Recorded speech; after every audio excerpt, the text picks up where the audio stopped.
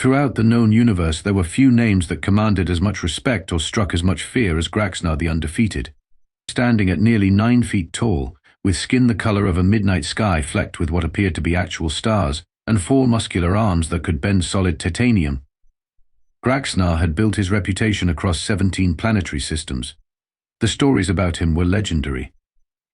There was the time he single-handedly defeated the 12 champions of Betelgeuse in consecutive combat, or when he survived the void wastes of Proxima Centauri without a spacesuit, simply by holding his breath for 3 standard days. Some said he once arm-wrestled a black hole and the black hole apologized afterward. Whether these tales were exaggerated hardly mattered. The important thing was that Graxnar believed them, and so did everyone else. Another victory for the greatest warrior in the galaxy. The announcer's voice boomed across the arena as Graxnar lifted 2 of his arms in triumph, while the other 2 held the ceremonial weapons of his latest conquest.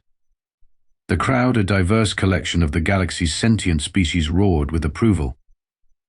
All except for one observer, a human named Jack Novak, who sat quietly in the VIP box, nursing a drink that glowed an unnatural blue. Jack wasn't particularly impressive by human standards, let alone galactic ones. Average height, average build, with shaggy brown hair that never seemed to stay in place, and a perpetual 5 o'clock shadow.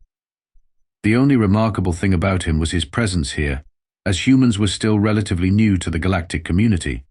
"Not impressed, human?" asked a gelatinous being beside him. Jack shrugged. "I've seen better performances at my high school wrestling matches." The gelatinous being rippled with what might have been laughter. "You humans, and your strange humor. Graxnar is a living legend." Jack took another sip of his drink. "Yeah, well, legends are just stories nobody bothered to fact-check.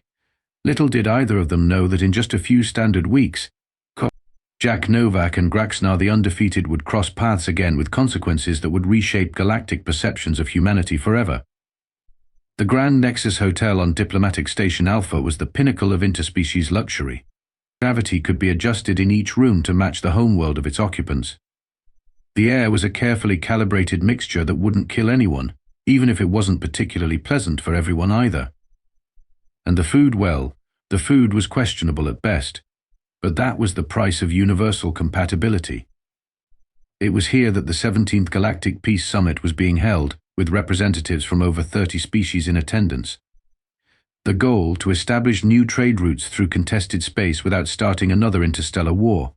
Simple stuff, really. Jack Novak adjusted his formal diplomatic uniform for the 3rd time in 5 minutes. As Earth's junior ambassador, he wasn't supposed to talk to anyone important or touch anything that looked expensive. His job was to stand in the background, look attentive, and occasionally fetch drinks for Ambassador Helena Wright, a stern woman in her 60s who had the uncanny ability to make even the most aggressive species reconsider their position with just a raised eyebrow. "Stop fidgeting," Helena muttered without moving her lips, her eyes fixed on the Zorgax delegation across the room. "Sorry," Jack whispered back. These uniforms were designed by someone who never had to wear clothes. The reception hall was a masterpiece of neutral design, not too bright, not too dim, with colors that wouldn't trigger territorial responses in any known species. Floating trays carried appetizers that ranged from almost recognizable to definitely still moving. Jack was reaching for something that looked vaguely like a shrimp when a hush fell over the room. He turned to see the massive form of Graxnar entering, flanked by his entourage of smaller, scurrying assistants. "Great," Jack muttered. "The circus is in town."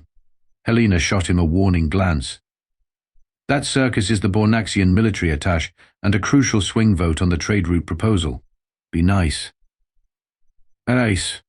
Graxnar moved through the crowd like a battleship through minnows, accepting bows and salutations with magnanimous nods from his towering height. His forearms were adorned with ceremonial bands marking his many victories, and a cape that seemed to contain actual nebula gases swirled around his shoulders. "Ambassador Wright." Graxnar's voice rumbled like distant thunder as he approached. "Your reputation precedes you." Helena bowed her head slightly. "As does yours, Military Attaché Graxnar. May I present Junior Ambassador Novak?" Graxnar's glowing eyes, all 3 of them, turned to Jack. "Ah, a human. Your species continues to intrigue the galactic community with your unexpected survivability. Jack forced a smile.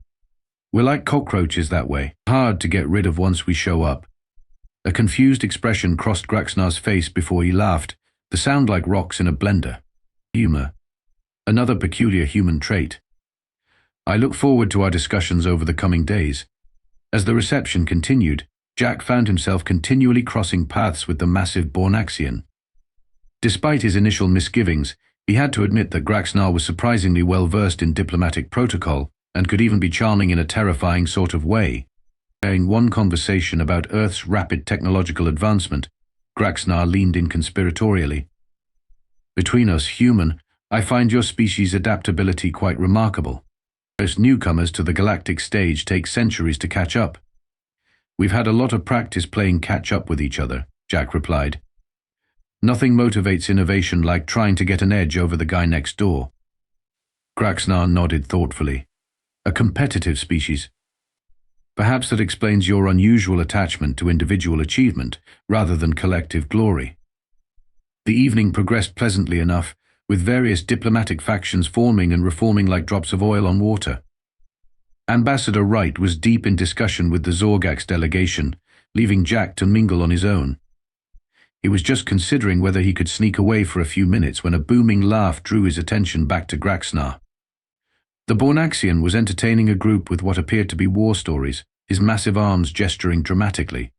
And that's when I told the Skreek commander, "If that's your best warrior, perhaps you should send your children next time, they might present more of a challenge." The group laughed sycophantically. Jack found himself drifting closer, a strange tension building in his chest. But truly, Graxnar continued, the Skreet have always been poor judges of combat worthiness. They once sent a delegation to Bornax Prime claiming their champion could defeat any warrior we selected. His upper right hand made a dismissive gesture. The creature was barely 7 feet tall and had only 2 arms. It didn't even have proper chromatophores to display its emotional state. The gathered diplomats nodded and murmured in agreement, many shooting sidelong glances at Jack, the only human in the vicinity. "What happened to this underwhelming champion?" asked a tall, insectoid diplomat. Graxnar's middle eye gleamed. "I snapped its spine within 30 seconds. The poor thing had all the battle prowess of a sleeping flubworm." He looked directly at Jack now. Rather like humans, with their soft exteriors and fragile bone structures, Jack should have let it go. He really should have. Ambassador Wright had specifically briefed him on the importance of maintaining diplomatic relations, especially with the Bornaxians. But something about Graxnar's smug tone struck a nerve. "Interesting story," Jack said, stepping into the circle. "What was this champion's name?"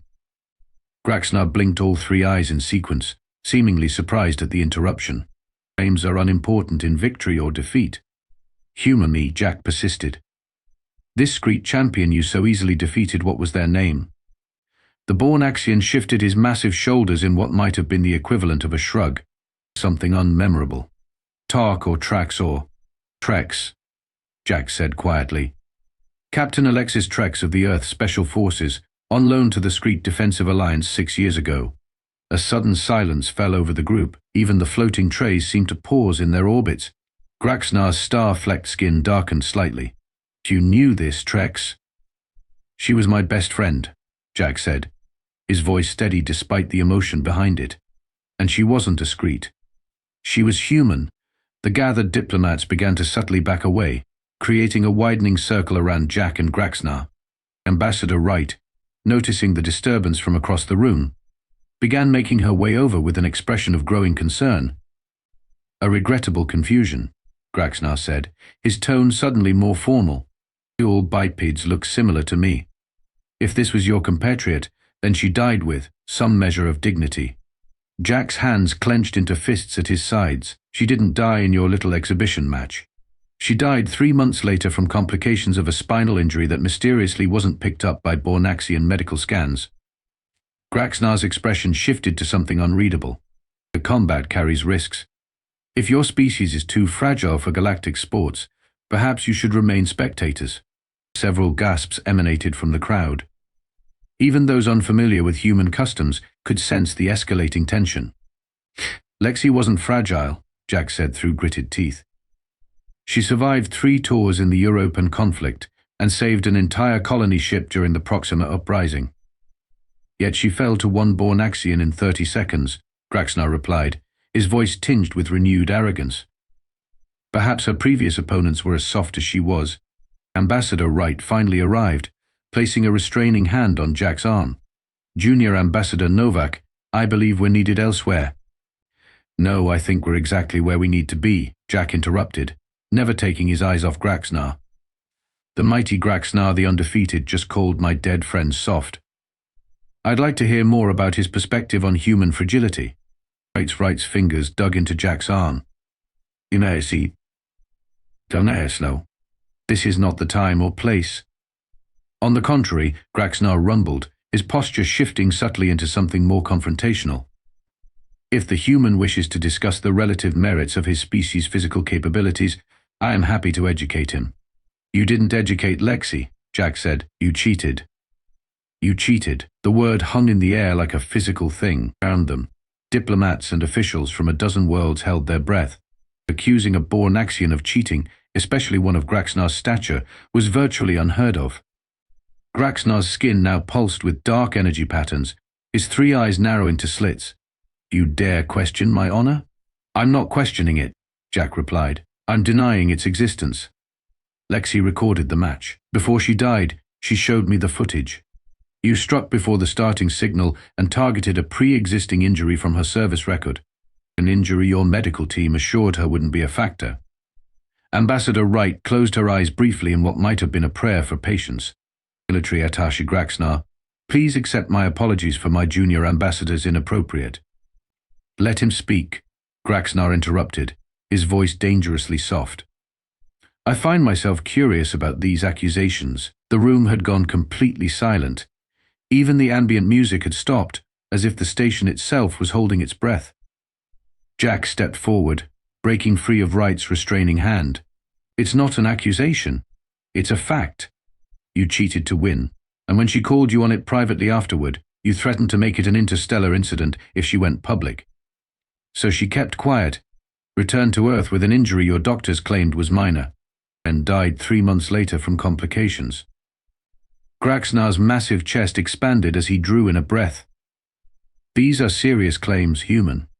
Claims that, if false, could result in severe consequences for your world's standing in the galactic community. And if true? Jack asked. A slow, predatory smile spread across Graxnar's face. If true, which they are not, they would still mean nothing. Your friend challenged and lost. The manner of victory is irrelevant to history. Then history won't mind if I challenge you right here, right now, Jack said, the words escaping before he could reconsider them. A collective gasp swept through the room, followed by the frantic clicking, hissing, and vibrating of multiple translation devices as various species confirmed what they'd just heard. Ambassador Wright dropped all pretense of diplomatic calm. Novak, stand down immediately. But Graxnar raised all 4 hands, his expression one of cruel amusement. No, let us hear the human out. You wish to challenge me? On what grounds and with what stakes? Jack's mind raced. He hadn't planned this far ahead, honestly. He hadn't planned at all. But backing down now would only make things worse. I challenge you on the grounds of dishonorable conduct unbecoming of a galactic representative, he said, surprised at how official he managed to sound. As for stakes, if I win, you publicly acknowledge your actions against Captain Trex and resign your position. Laughter erupted from Graxnar, echoed nervously by some of his entourage. And if, when you lose? Jack thought for a moment. Then I'll resign my position and publicly apologize for questioning your honor. Ambassador Wright looked ready to physically drag Jack from the room. This is absurd. The Earth delegation does not recognize this challenge. But I do, Graxnar said, his voice carrying across the hall. I accept the human's challenge, with one addition to the stakes. When he loses, Earth will cede its voting rights on the upcoming trade route resolution to Bornax Prime. The room erupted into chaos. Various diplomats huddled together, discussing the implications. The Zorgax representative was frantically communicating with her homeworld, and Ambassador Wright looked like she might spontaneously combust. The human has no authority to wager Earth's voting rights, she protested. Yet he speaks as Earth's representative, Graxnar countered. Unless you wish to claim your junior ambassadors speak without consideration or consequence. It was a perfect trap. If Wright denied Jack's authority, she would undermine Earth's diplomatic standing. If she accepted it, she was gambling Earth's influence on Jack's challenge. In the end, it was the diplomatic station's adjudicator who stepped forward, a tall, thin being with translucent skin that revealed swirling patterns of what might have been thoughts. The challenge has been issued and accepted according to Section 47B of the Galactic Diplomatic Code, the adjudicator announced. Both parties have 24 standard hours to prepare. The contest will take place in Neutral Arena 4 tomorrow at the 18th bell. With that pronouncement, the gathering began to break up, diplomats rushing off to contact their governments about this unexpected development. Ambassador Wright grabbed Jack by the arm and practically dragged him from the hall. My office. Now, once inside her private quarters, she unleashed a torrent of creative profanity that Jack suspected wasn't covered in standard diplomatic training. "Do you have any idea what you've done?" she finally asked, collapsing into her chair. "You've just gambled Earth's position in the most important trade negotiation of the decade on a personal vendetta." Jack paced the room. He killed Lexi, maybe not directly, but he's responsible. Yeah. And challenging him to what will almost certainly be your death helps her how, exactly? Jack stopped pacing. "I'm not going to fight him in direct combat. That would be suicide." Wright raised an eyebrow. "Then what exactly is your plan?" A slow smile spread across Jack's face. "Saying, there was. The challenge has to follow the Galactic Diplomatic Code, right? Section 47B? "Yes," Wright said cautiously. "It's the provision for settling disputes of honor between representatives when normal diplomatic channels have failed. And does it specify what kind of contest we have to engage in?" Understanding dawned on Wright's face. "No. By tradition, the challenged party chooses, but there's no requirement beyond it being a contest that can produce a clear winner." Jack nodded. "Then I need to make sure I get to Graxnar before his side can invoke tradition." The next few hours were a flurry of activity. Jack consulted with the station's adjudicator, who confirmed that while tradition gave the challenged party the right to choose the contest format, the actual code only specified that both parties must agree to the terms, which meant Jack needed to make Graxnar an offer he couldn't refuse. He found the Bornaxian in the station's gymnasium, performing what appeared to be a complex martial art with all four arms wielding different weapons. "Come to forfeit already?" Graxnar asked without pausing his routine. Jack leaned against the wall, appearing more relaxed than he felt. "Actually, I came to discuss the format of our challenge." "Traditional combat."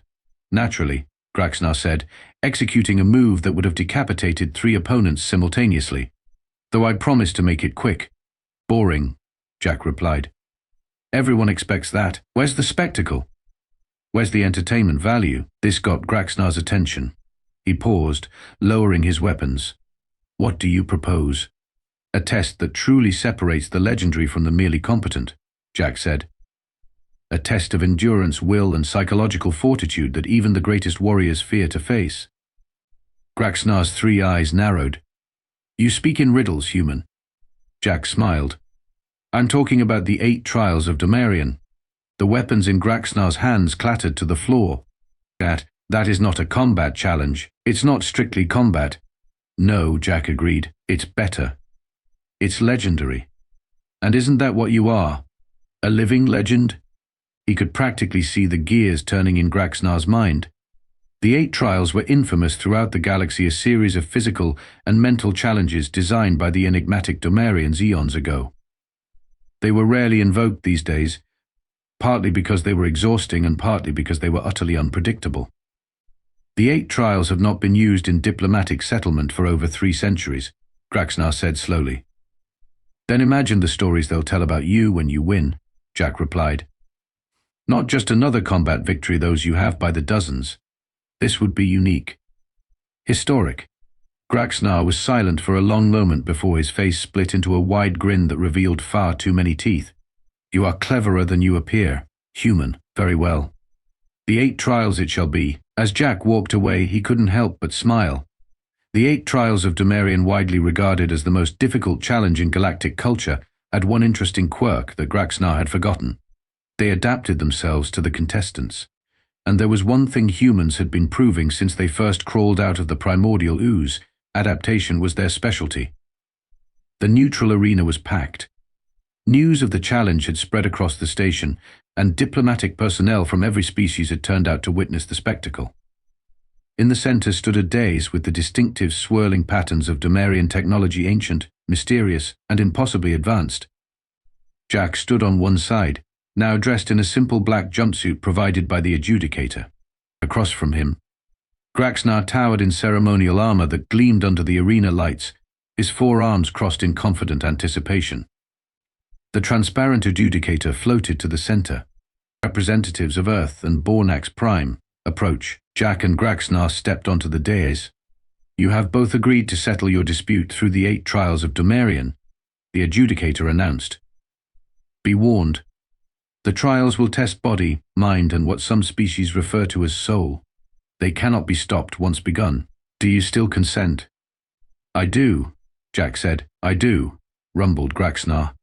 The adjudicator nodded. "Then place your hands on the interface and the trials will begin." They each pressed their palms against the swirling pattern at the center of the dais. Immediately, the lights in the arena dimmed, and the dais began to glow with an eerie blue light. And contestants identified came a melodic voice that seemed to emanate from everywhere and nowhere, both Bornaxian and human. Calibrating trials to species parameters, Jack had done his research. The trials were designed to be fair, regardless of the physical differences between contestants. They would not simply measure raw strength or speed, but adaptability, creativity, and mental resilience. First trial, endurance through pain, announced the voice. Before either contestant could react, they were both enveloped in a field of energy. Jack felt a burning sensation spread across his skin. Not quite painful yet, but certainly uncomfortable. Graxnar laughed. "Is this the test? I have endured far worse in my morning training." But as the minutes ticked by, the sensation intensified. For Jack, it felt like the worst sunburn of his life, combined with the soreness of an intense workout. He gritted his teeth, but remained standing. Graxnar, meanwhile, had stopped laughing. His star-flecked skin was pulsing rapidly, and his breathing had become labored. Despite his bravado, something about the energy field was affecting him more severely than it was affecting Jack. "The first trial tests, not absolute pain threshold," the Domerian voice explained, "but relative endurance compared to biological norms. The human species evolved on a planet with significant environmental hazards and developed exceptional pain tolerance as a survival mechanism. After what felt like an eternity but was probably only 10 minutes, the energy field dissipated. First trial complete. Human advantage significant." The crowd murmured in surprise. Graxnar looked stunned. Second trial. Adaptation to changing conditions. The dais transformed beneath them, becoming a platform that began to shift and reconfigure itself rapidly.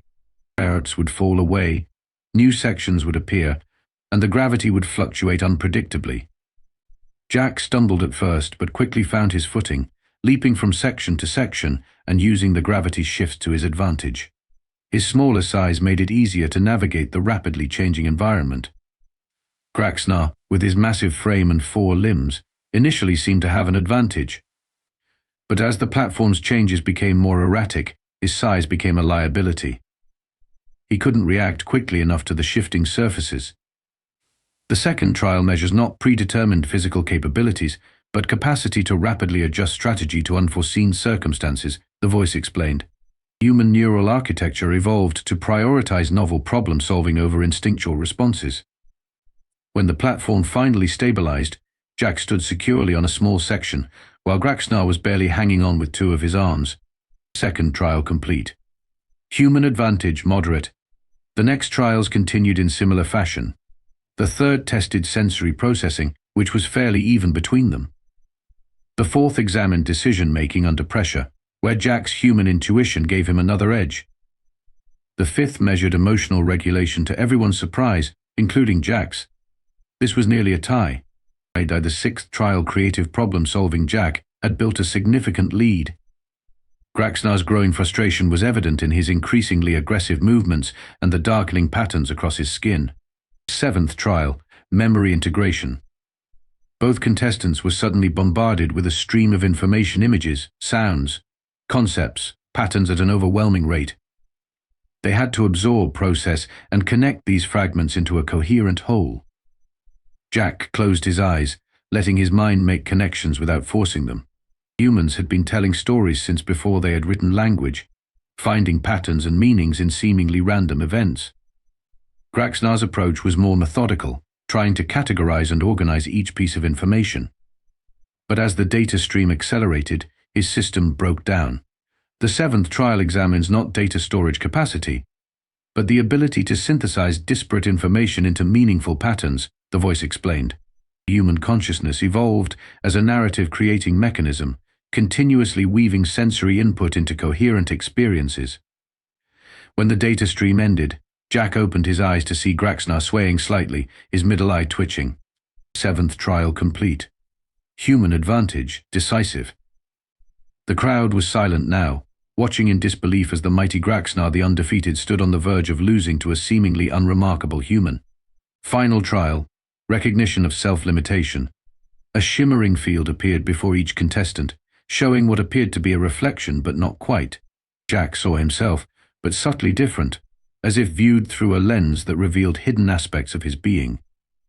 The eighth trial requires contestants to acknowledge their fundamental limitations, the voice said, not as failures, but as defining boundaries of self. Graxnar stared at his reflection, his expression shifting from confusion to anger to something like fear, and for a being who had built his entire identity around being undefeated. Unmatched, unlimited, this was perhaps the cruelest challenge of all.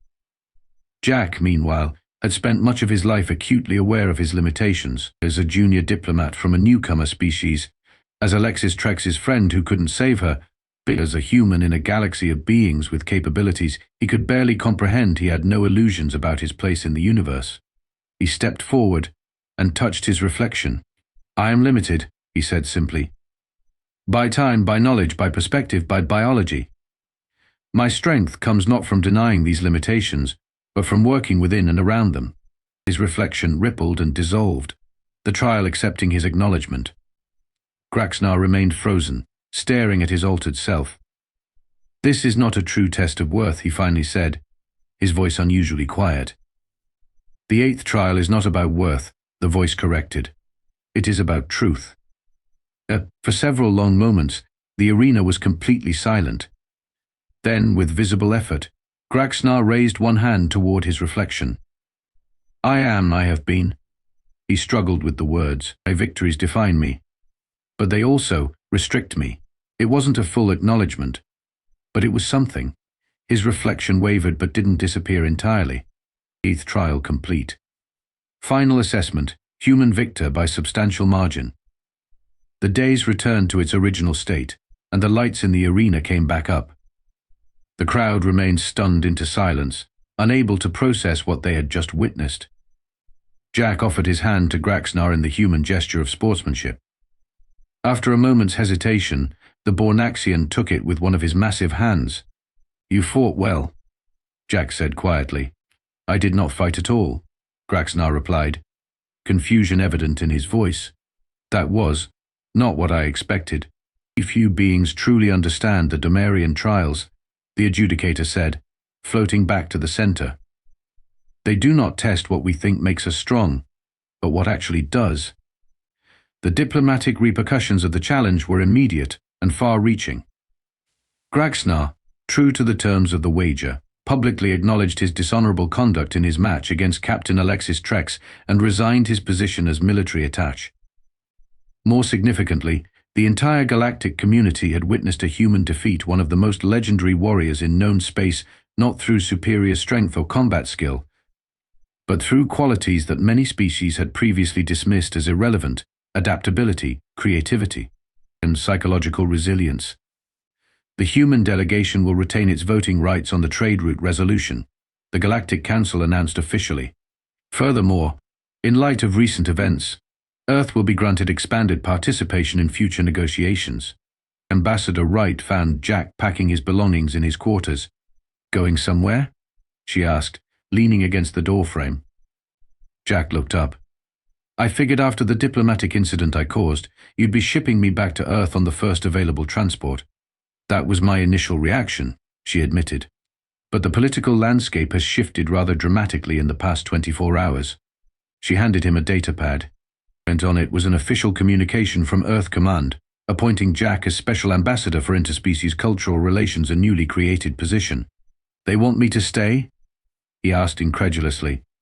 Wright nodded. It seems that making a fool of the most respected warrior in the galaxy has given you a certain diplomatic cachet. Every delegation wants to meet the human who defeated Graxnar. Jack set down the datapad. I didn't do it for political advantage. I did it for Lexi.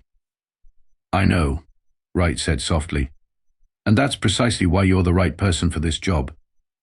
You understand something that took the rest of us decades to learn. Out here, personal relationships matter just as much as political ones. As Jack adjusted to his new role, he found himself approached by diplomats from species that had previously shown little interest in humans. They were curious, sometimes wary, but always respectful. The most surprising visitor came a week later, Graxnar, now dressed in civilian clothing rather than his ceremonial armor, requested a private meeting. I have been reconsidering many things, the Bornaxian said when they were alone. The trials showed me truths I had long ignored. Jack waited, unsure where this was going. I wish to make amends, Graxnar continued. Not just the public acknowledgement required by our wager, but a true reparation. I have established a foundation in Captain Trex's name to provide medical care for injured combatants from all species. Jack was stunned. That's incredibly generous. Graxnar shook his massive head. It is merely just. The trials revealed something I had forgotten. True strength is not measured by victories, but by how we face our failures. Word of this exchange spread throughout the diplomatic community, further enhancing humanity's reputation. They weren't just adaptable and resilient, they also inspired change in others. In the following months, humans were invited to participate in councils and committees that had previously been closed to them. Trade agreements favorable to Earth were proposed and ratified, and applications from other species wanting to visit humanity's homeworld increased tenfold. I still don't understand why everyone's so impressed, Jack said to Ambassador Wright as they watched the signing of the new trade route agreement. All I did was pick a contest I had a better chance of winning. Wright smiled. And that, in itself, demonstrated something profound about humans. You didn't try to beat Graxnar at his own game. You changed the game entirely. Isn't that just common sense? Common to humans, perhaps. Revolutionary to many other species. The reputation of humanity continued to grow throughout the galaxy. They became known not as the strongest or the most technologically advanced species, but as the ones you did not underestimate. The ones who found unexpected solutions to impossible problems. The ones who were fiercely loyal to their friends, even after death. And most importantly, the ones you absolutely did not want to mock, especially when it came to their fallen comrades. Because as Graxnar, the formerly undefeated, had learned, humans didn't just remember their dead, they honored them in ways that could change the very course of galactic history.